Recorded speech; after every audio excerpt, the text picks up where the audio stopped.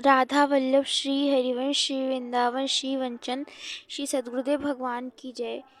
श्री प्यारे प्रियालाल की जय। श्री जी की अत्यंत कृपा, श्री सद्गुरुदेव भगवान की अत्यंत कृपा हम सभी सखियन पर, भक्तों पर बहुत बरस रही है। ऐसी श्री प्यारी जू की अत्यंत कृपा हम सभी पर बरसती रहे। लाडली जू की अत्यंत कृपा से हम परम पूज्य श्री राधा बाबा के पावन चरित्र को श्रवण कर रहे थे। हमने अभी तक के प्रसंग में श्रवण किया कि बाबा अपनी मंजू श्यामा भाव में को प्राप्त हो चुके हैं, उसमें तटस्थ हो चुके हैं। और कल के प्रसंग में श्रवण किया श्री जी की कृपा से एक गोस्वामी परिकर, वल्लभ गोस्वामी परिकर और बाबा के बीच में जो वार्ता हुई, उस प्रसंग को हमने श्रवण किया। तो बाबा एकदम ध्यानस्थ होके बैठे हुए हैं और ध्यान में मग्न होकर वो सामने क्या देख रहे हैं, वो देख रहे हैं कि उनके प्राणेश्वर प्रियतम श्री श्याम सुंदर उनकी ओर आ रहे हैं। बड़ी सुंदर झांकी उनके पास आ रही है कि उनके प्यारे प्रियतम उनके सामने आ रहे हैं, वन से लौट रहे हैं। साथ में श्री श्याम सुंदर के अगल बगल बहुत सी गौएं हैं। श्री श्याम सुंदर मंद मुस्कुराते हुए, वंशी वादन करते हुए बाबा की ओर आ रहे हैं। गौएं भी हैं, अगल बगल बहुत सारे जो ग्वाल बाल हैं वो भी हैं। गौएं घेरी हुई हैं श्री श्याम सुंदर को। आहा, उस रूप का दर्शन पूज्य बाबा किस रूप में कर रहे हैं, अपने मंजू श्यामा भाव से बाबा उस रूप का दर्शन कर रहे हैं जिसमें श्री श्याम सुंदर उनके पास आ रहे हैं। और बाबा ये कैसे दर्शन कर रहे हैं? बाबा श्री राधा रानी के संग अटारी से दर्शन कर रहे हैं। श्री श्याम सुंदर आ रहे हैं, बड़े सुंदर घुंघराले घुंघराले केश हैं, सुंदर सी मुस्कान है, आंखें बड़ी सुंदर हैं प्यारे प्रियतम की, ऐसी तिरछी चितवन, आहा हा, ऐसा सुंदर रूप जो सबको मोह ले, जिसके सामने करोड़ों काम भी कुछ नहीं है, कुछ भी नहीं है। इस रूप में श्री श्याम सुंदर श्री प्रियतम जो चले आ रहे हैं। अगल बगल बहुत सारी गौएं हैं, ग्वाल बाल हैं, और जो गाय चल रही हैं तो बहुत सारी धूल हो जा रही है। वो धूल श्री श्याम सुंदर के मस्तक पे थोड़ी चिपक चुकी हैं क्योंकि उस समय थोड़ा श्वेत। और बाबा क्या देख रहे हैं कि श्री श्याम सुंदर चले आ रहे हैं। और श्री श्याम सुंदर की ऐसे रूप का दर्शन कर कर के बाबा के मन में हृदय में नए नए भाव आ रहे हैं, नए नए कुछ बातें आ रही हैं। और भाव में ही जैसे श्याम सुंदर आ रहे हैं, उसी भाव में श्री बाबा मंजू श्यामा रूप में प्रियतम से बात भी कर ले रही हैं मन ही मन में। श्याम सुंदर को देखने के लिए जो गोपियां हैं वो इतनी आतुर हैं कि वो अपने घर का कार्य छोड़ छोड़ के बाहर निकल रही हैं। बिना लोक लज्जा के वो बाहर आके श्री श्याम सुंदर के रूप का दर्शन कर रही हैं। और श्याम सुंदर भी उन सबके पास आ रहे हैं, उन सबको निहार रहे हैं, उन सबको देख रहे हैं और सबको निहाल कर दे रहे हैं। उन सबको निहार कर उन्हें निहाल कर दे रहे हैं, उनको देख कर उन गोपियों को। और चले आ रहे हैं। फिर वहाँ पर बाबा श्री मंजू श्यामा रूप में हैं।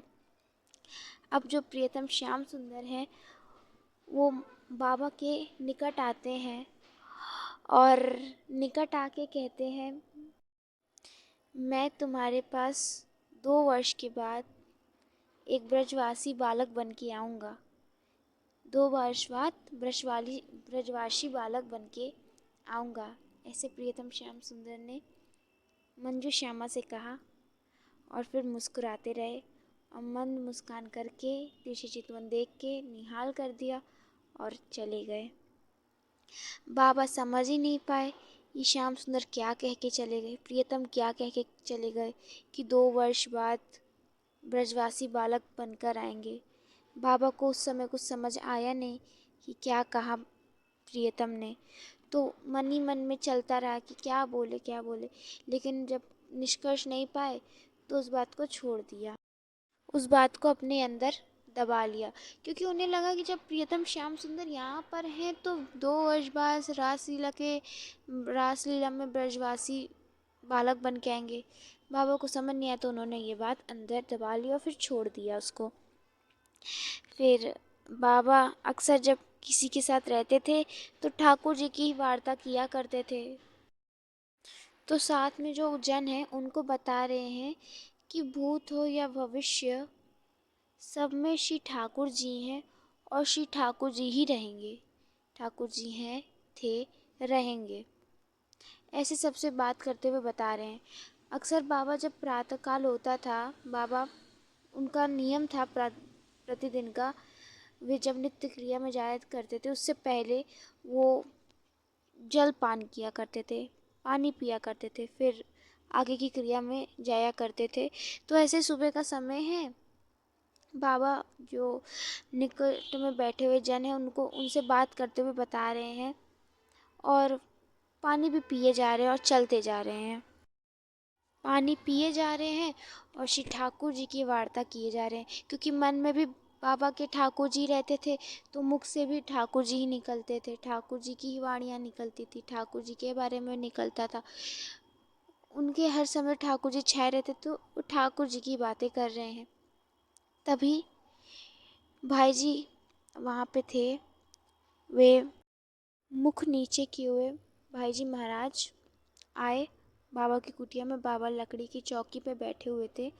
तो जो अन्य साधक जन थे, भक्त जन थे और पूज्य बाबा के जो शिष्य जन थे, तो जब देखा तो बाबा के ही शिष्य साधु कृष्ण प्रेम जी ने जब देखा तो वे गए और भाई जी महाराज के लिए कुर्सी लेकर आए, क्योंकि और कुर्सी ले आकर चल जाने लग गए, क्योंकि उन्हें लगा कि बाबा और भाई जी में कुछ एकांतिक बात होगी, तो वे जाने लग गए। तब क्या हुआ, तब बाबा ने भाई जी की ओर देखा तो भाई जी ने साधु कृष्ण प्रेम जी की ओर देखा तो कहा, ऐसी कोई वार्ता नहीं है, आज कोई एकांतिक वार्ता नहीं, सब बैठे। और सब वहाँ बैठ गए। फिर भाई जी महाराज बताने लग गए कि श्री मोहन लाल झुनझुनवाला जी बता रहे हैं कि वहाँ से जो रास बिहारी रास मंडल है वो गोरखपुर आ जा रही है, वृंदावन से गोरखपुर आ रही। उस रास मंडली को जाना था बिहार, लेकिन बहुत ज़्यादा समय लगता तो आज यहीं गोरखपुर में जो यात्रा काफ़ी लंबी हो जाती, तो यहीं गोरखपुर में ठकुरी बाबा जी के यहाँ ये रास मंडली रुक गई है। और जो रामदास जी महाराज हैं वे आज अपने यहाँ इस रास मंडली की ही रास लीला करवाने लग वाले हैं। तो यहाँ पर ये आया है कि आपको, मुझे और श्री चिन्मय लाल गोस्वामी जी को इस रास में चलना है। आपको यानी कि बाबा को, भाई जी महाराज को और चिन्मय लाल गोस्वामी जी को इस रास का में निमंत्रण दिया गया कि इन तीनों को इस रास में पधारना है। ये सूचना मिल गई कि अब जाना है रास लीला को देखने, तो इतना सूचना दी। और बाबा जलवल पिए ही थे तो उनको अपनी नित्य क्रिया में जाना था, तो भाई जी महाराज ने सूचना देकर वहाँ से वे चले गए और बाबा अपने कार्य को चले गए। एक जो श्री मोहन लाल झुनझुनवाला थे, वो बाबा में उनकी मतलब उनको बाबा में बहुत तन्मयता थी। जैसे कि अगर बाबा गोरखपुर में बैठ के चिंतन कर रहे हैं कुछ, कि मुझे अगर वृंदावन का ये मिल जाए, वृंदावन का ये रसिकाचार्य की ये वाणी मिल जाए, तो जो श्री मोहन लाल झुनझुनवाला थे, जो ब्रज के ही वासी थे, वृंदावन के वासी थे, वो वही रसिकाचार्य की वही वाणी श्री पूज्य बाबा को प्रदान कर देते थे, ले आते थे। और बाबा को फिर बड़ा हर्ष होता था, क्योंकि अब कृपा है, प्यारी जी की कृपा है।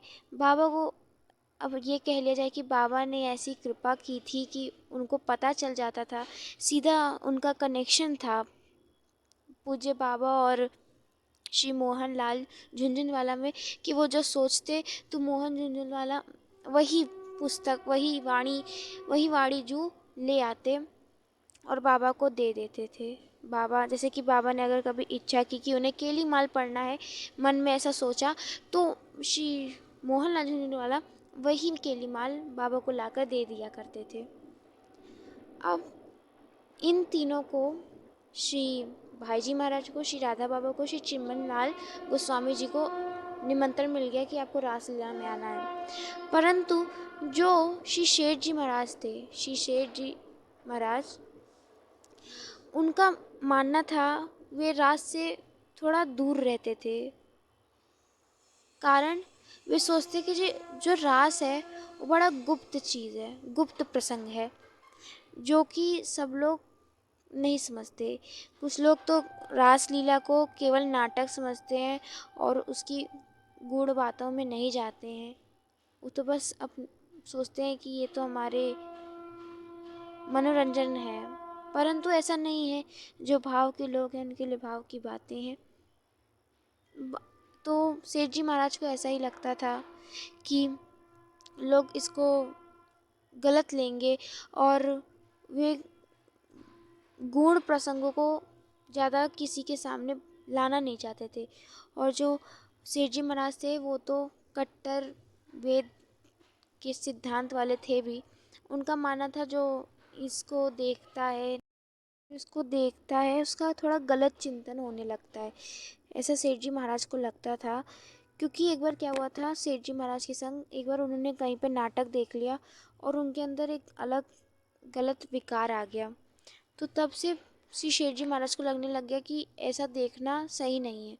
परंतु जो रास लीला थी वो नाटक नहीं था, वो तो रास मंडली में जो लोग रहते हैं वो लीला करते हैं, जो बने रहते हैं।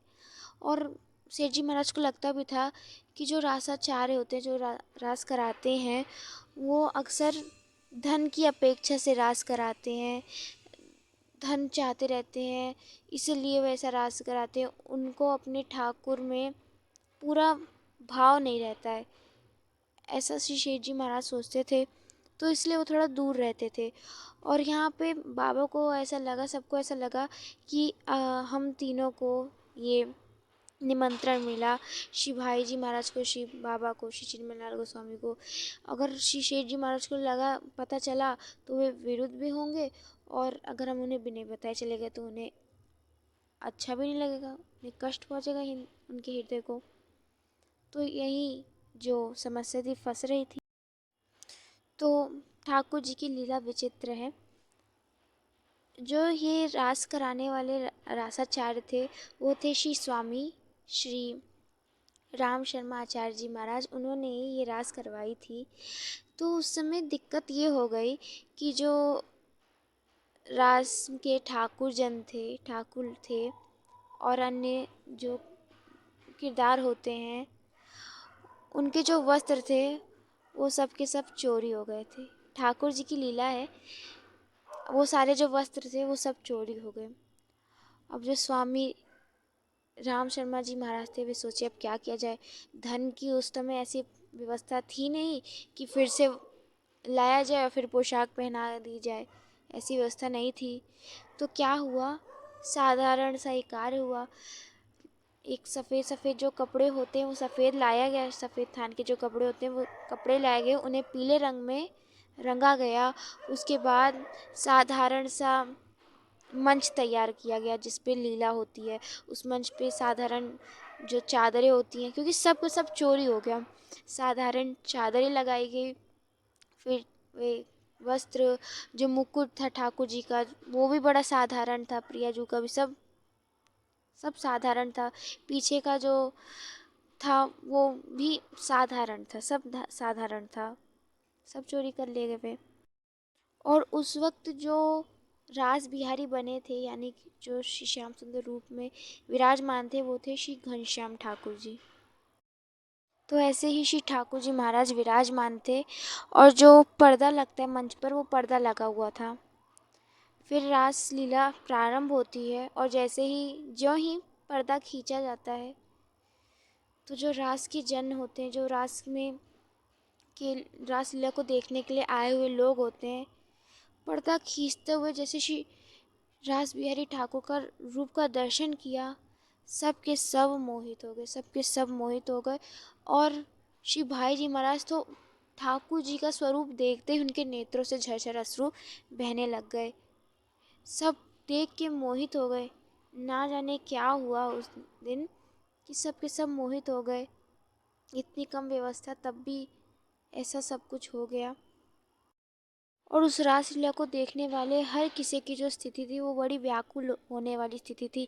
भाई जी महाराज तो ठाकुर जी का इस रूप को देखकर, ठाकुर जी के नृत्य को देखकर, ठाकुर जी जब पद को गा रहे थे, जब ठाकुर जी गायन कर रहे थे, तब तो भाई जी महाराज की स्थिति और भी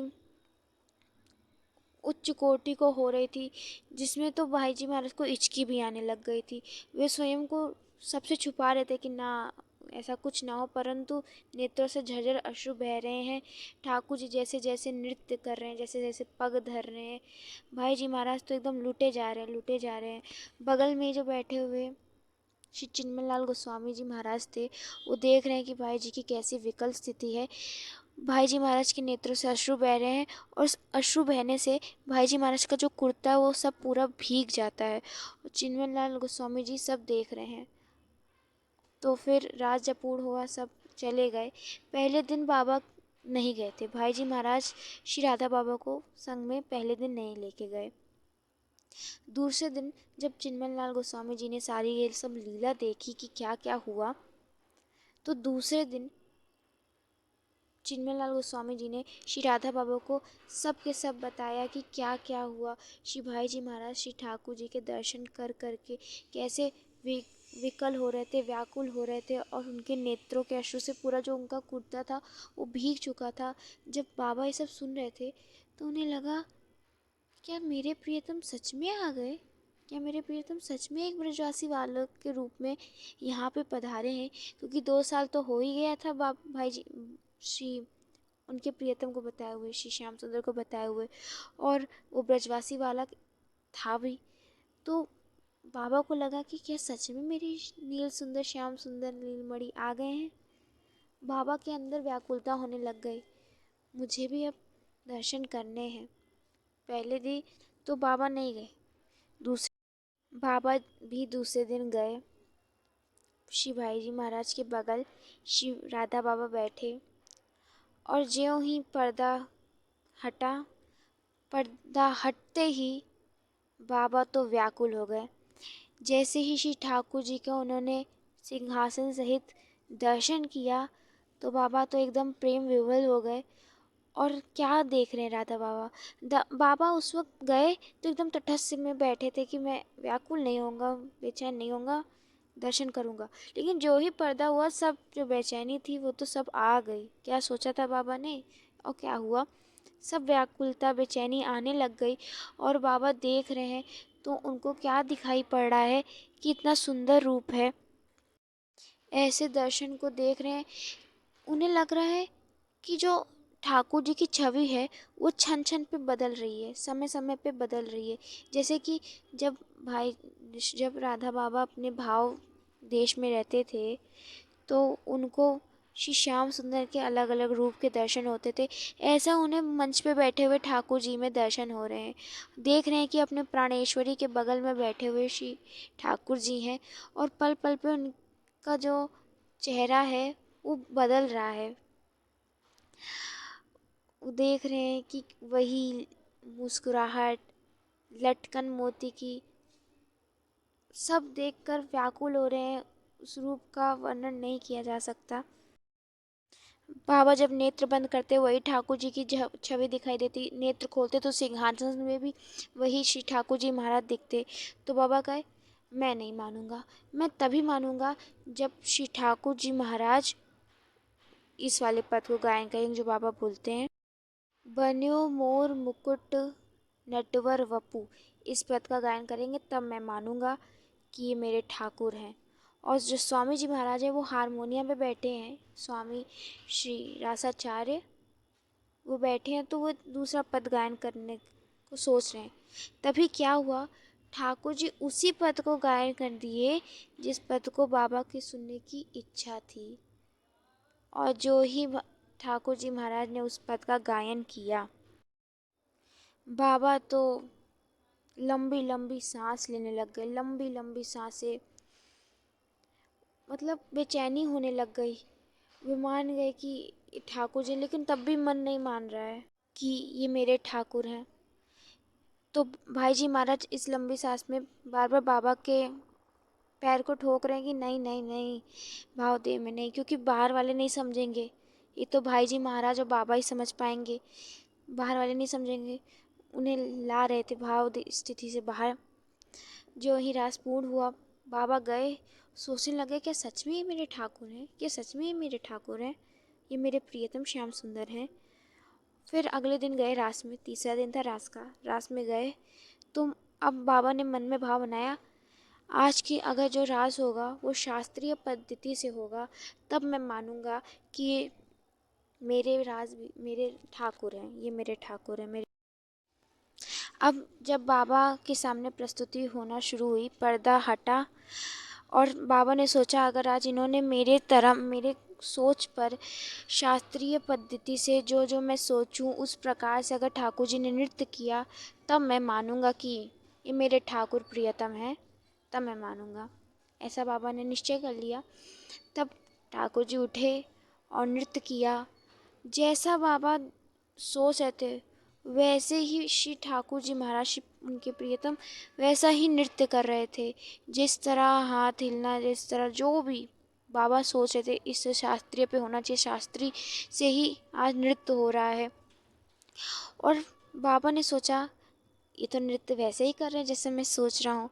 अगर एक और बात हो गई, अगर इन्होंने पंखुड़ी ली, फूल लिया और फूल मेरे अनुसार फेंका, तो मैं मान जाऊँगा कि ये मेरे ही ठाकुर हैं। अब यहाँ पे बीच में फूल वूल का कोई व्यवस्था नहीं थी, परंतु ठाकुर जी ने बीच ही उसी प्रस्तुति में फूल मंगवाए और फूल मंगवा कर बाबा जैसा जैसा कह रहे थे, मन में सोच रहे थे, वैसे वैसे ठीक श्री ठाकुर जी महाराज फूल की वर्षा करने लग गए, जिस जिस प्रकार बता रहे थे। जो रासाचार्य थे वे बड़ा सोचने लग गए कि ये क्या हो रहा है, ठाकुर जी क्या सोच के कर रहे हैं नृत्य, कि पुष्प मंगा रहे हैं, ऐसा कुछ तय तो था नहीं।